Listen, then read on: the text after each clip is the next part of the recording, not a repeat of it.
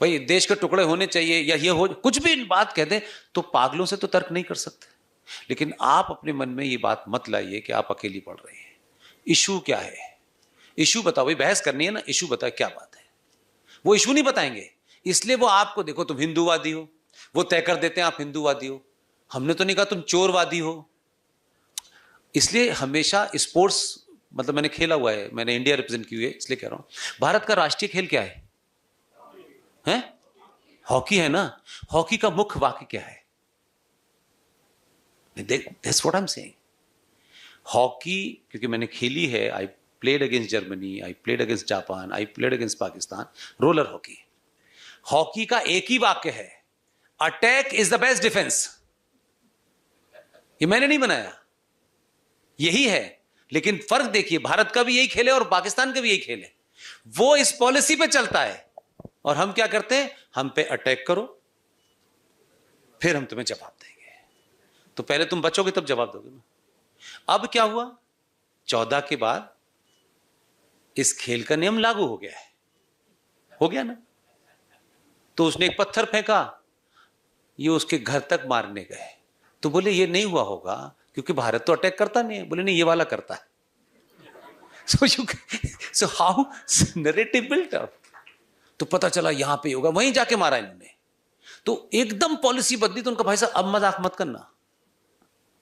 तो मैं आपको एक छोटा सा किस्सा बता देता हूं। आप जो कह रही हैं उसमें इश्यूज बेस्ड बात करिए जेंटलमैन। वामपंथ और ये और वो अपनी जगह है, इशू क्या है, इशू पे बात करो ना। उसको फिर आप, जब मैंने जैसे बहुत सारी ज्यादातर चीजें मैंने साइंटिफिक रखी, आपको किसी एक आध प्रश्न कोई ऐसा हो जो मन में हो तो मैं उसका उत्तर दे दूंगा, फिर उसके बाद नहीं आएंगे आपके पास। लेकिन क्योंकि उनका कोई सवाल नहीं है, लेकिन लगातार वो आपको आइसोलेट करना चाहते हैं, क्योंकि उनको ये डर है कि अगर आप स्थापित हो गए तो उनकी दुकान सबसे पहले लुटेगी। हमेशा होता है ये। और दुनिया का नियम है कि जो सच्चा आदमी होता है, जो ताकतवर आदमी होता है, उसके खिलाफ कमजोर लोग इसलिए कॉन्स्पिरेसी करते हैं कि वो उसको बोध ना होने दे कि तुम ताकतवर हो। अगर उसे बोध हो गया कि मैं ताकतवर हूं तो इनकी दुकान, तो वो रोकेंगे तुम डरपोक हो, तुम क्या बात करते हो, तुम मंदिरों पे जाके सर पटकते हो, तुम ये चढ़ाते हो। वो बार बार इसलिए कहते हैं कि उनको पता है कि अगर एक बार शक्ति पता चल गई तो 14-19 यही सब होगा। ये इसी का बदलाव है। इसलिए सत्ताओं का बदलाव तो बहुत पहले भी होता था, लेकिन हम चाहे कुछ मिले या न मिले, लेकिन इस बदलाव से कुछ कुछ हम कौन हैं, हम क्या थे, इसका एहसास हो रहा है। इसी से डरे हुए हैं, इसलिए वो आपको अकेले में घेरेंगे, कॉर्नर करेंगे, आपको डरा देंगे, आपको चुप करा देंगे।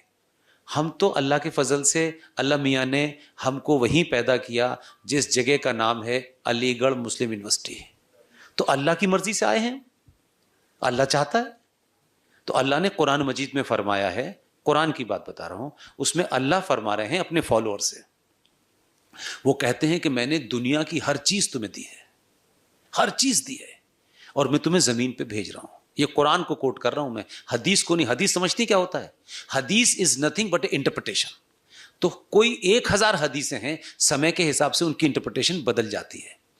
तो कुरान ये कह रहा है अपने मानने वालों से कि तुम जमीन पे जाओ, ये काम करना, ये काम नहीं करना। अगर ये काम करोगे तो कुरान की अगली लाइन ये है कि मैं इसी धरती पर, इसी जमीन पर ऐसे लोग भेजूंगा जो तुम्हें रास्ते पे ले आएंगे। लेकिन उसमें अगली लाइन लिखना भूल गया कि वो आदि आस्तीन का कुर्ता पहन के 14 में आएगा। so, मेरा कहने का सेंस ये है कि अगर अल्लाह पे यकीन है तो उसने मुझे भी भेजा है, तो मैं अपना काम कर रहा हूं ना। तो जब इन्होंने उसकी नहीं सुनी 14 में, तो 2017 में यूपी में भेजना पड़ा उसे। तो ये अल्लाह भेज रहा है। आप बताइए नहीं कि ये अल्लाह नहीं भेजा है, भगवान का कोई रोल नहीं यार, अल्लाह नहीं भेजा है। तो जब अल्लाह ने भेजा है तो भुगतो। तो कॉर्नर करेंगे, लेकिन इशू नहीं कोई बता रहे हो कि आप ये ऐसे बोलते हैं, ये गलत है, क्योंकि उनके पास तर्क नहीं है। ये एक पूरा ग्रुप है, एक गिरोह है, इसको गिरोह कहना चाहिए, जिसमें सबको इंटरेस्ट मिल रहा है, सब तरीके के इंटरेस्ट मिल रहे हैं। और ये वहां पनपता है जहां 100 रुपए में एसी का कमरा मिलता है, 100 रुपए में आपको शाही नाश्ता मिलता है। तो फिर ये वामपंथ, क्योंकि उसमें सबको लूट का मजा मिल रहा है, तो उसको और मजबूत करते हैं। ये गिरोह है, तो गिरोह धीरे धीरे खत्म होंगे।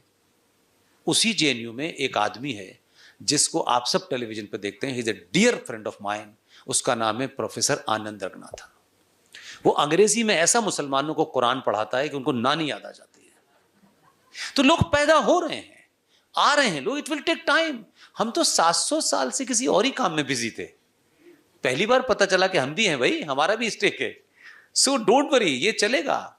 हम तो वहां से निकल के आए हैं। हमको तो नौकरी छोड़ के जब आए तो हमको लोगों ने कहा पागल हो गए हो क्या? तो हमने कहा कुछ दिन के लिए पागल हो जाने में क्या, जिंदगी तो एक ही मिली है। तो अब धीरे धीरे लोग वही मिलते हैं, कहते हैं हाँ यार तुम बात तो सही कह रहे हो, अब तुम्हारी अकल कमजोर है, तुम्हें 10 साल बाद समझ में आ रही है, तो उसमें मेरा कसूर नहीं है। तो बिल्कुल मत डरिए, इशू पूछिए, कई इशू पे बात करो। वामपंथ और हिंदू और पूजा और पार्टी, इसकी बकवास मत करो। जिस चीज के विषय में जानते हो उसमें बकवास मत करो। इसलिए मैंने आपको बताया ना, सारे धर्म बराबर हैं, मंदिर मस्जिद है, कि पूछो ना कहां है, कहां से लाई कहानी। That is what I am saying, it will take time. और यहां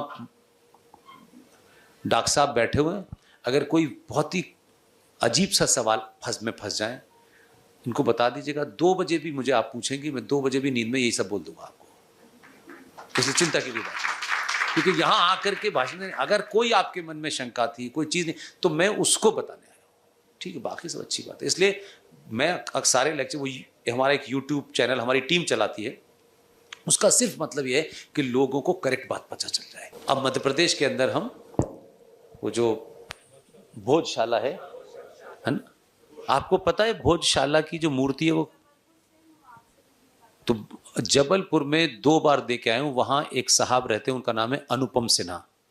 उनके पिताजी का नाम था राम मनोहर सिन्हा, जो जिन्होंने चित्र बनाए हैं। और उनके पास इनके पिताजी 2007 में उनकी डेथ हुई है, सब रिकॉर्डिंग है, सब कुछ उन्होंने बताया। इसलिए मैं इस अथॉरिटी के साथ बोल रहा हूं कि जो सोर्स में था, मैंने पढ़ा नहीं कहीं, उनसे मिला हूं। और हम एक काम ये कर रहे हैं, जल्दी, हमारे पास पैसे की थोड़ा कमी है, कि हम वो जो चित्रों वाली जो किताब है संविधान की, हम उसको संविधान को नहीं छापेंगे, लेकिन ओरिजिनल संविधान में वो चित्र कहाँ बना हुआ है और उसके साथ में क्या चीज डिस्कस, उसको हम उस चित्र की पूरी फिलॉसफी की एक पूरी किताब निकाल रहे हैं। थोड़ा उसकी हाई क्वालिटी रख रहे हैं ताकि, तो इट विल टेक टाइम, क्योंकि हमारे पास पैसा नहीं है। वो हम निकालेंगे और फिर पूरे देश में हर सनातनी को पहुंचा देंगे कि इस तरह से कि ये तुम्हारी असली चेहरा है, वो नहीं है। तो आपके मन में जब भी कोई आपको लगता हो कि मैं इसमें थोड़ा सा जवाब नहीं दे पा रही, तो जरूर पूछिएगा। 10 दिन 5 दिन में आपको मैं जरूर जवाब दूंगा। आपको मैं हारने नहीं दूंगा किसी कीमत पे, चिंता नहीं। और किसी भाई को पूछना है?